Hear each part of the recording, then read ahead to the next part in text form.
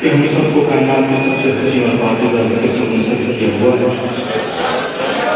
मैं दुआ करूँ आज शख्सियत से आप सबके लिए अपने खुसूस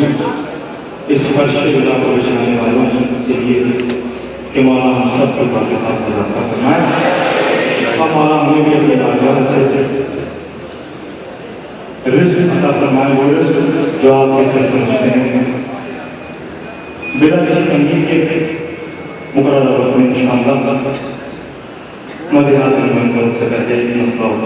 तीन शेर आपकी समातों को बेदार और जाती हुई समातों का विजय करना आप सबको